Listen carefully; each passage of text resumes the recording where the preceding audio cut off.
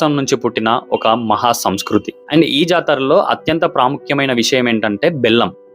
ఇక్కడ బంగారం లేదు, వెండి లేదు, విలువైన నగలు లేవు. కేవలం బెల్లం మాత్రమే. ఎందుకంటే బెల్లం అనేది ఈ గిరిజన జీవనానికి ప్రతీక. తీయని మనసుకి చిహ్నం. ప్రకృతితో కలిసిపోయిన ఒక జీవన శైలికి గుర్తు లాంటిది. ప్రతి జాతరలో భక్తులు అర్పించే ఈ బెల్లం యొక్క వాల్యూ కొన్ని కోట్ల రూపాయలకు చేరుకుంది. కానీ ఆ విలువ అనేది డబ్బుతో కాదు, విశ్వాసంతో ఉంటుంది. అలాగే ఇక్కడ దేవాలయము లేదు అండ్ సమ్మక్కకి విగ్రహం కూడా లేదు. చెట్టు కింద మట్టి మీద ప్రకృతి మధ్యలో జరిగే పూజే ఇక్కడ ఆచారం. ఎందుకంటే సమ్మక్క అడవుల్లోనే పుట్టి ఆ అడవుల్లోనే లీనమైపోయింది కాబట్టి.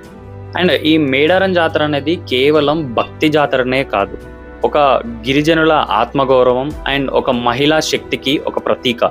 ఇది రాజ్యాధికారానికి ఎదురుగా నిలిచిన ప్రజల చరిత్ర. సమ్మక్క సారక్క దేవతల కంటే ముందు మహావీర మహిళలు.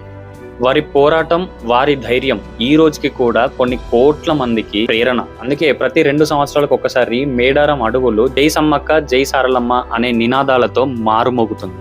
ఒక తల్లి, ఒక కూతురు చరిత్రలో కలిసిపోయి విశ్వాసంగా మారిన ఈ కథ భారతదేశ సంస్కృతిలో ఎన్నటికీ మర్చిపోలేని అధ్యాయం.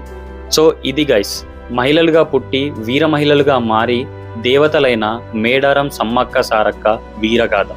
మీలో ఎంతమంది ఈ సమ్మక్క సారక్క స్టోరీని మొదటిగా తెలుసుకుంటున్నారో కమెంట్ చేయండి. అండ్ మినీ కుంభమేళగా పేరుగాంచిన ఈ మేడారం సమ్మక్క సారక్క జాతర గురించి అందరికీ తెలిసేలా ఈ వీడియోని షేర్ చేయండి.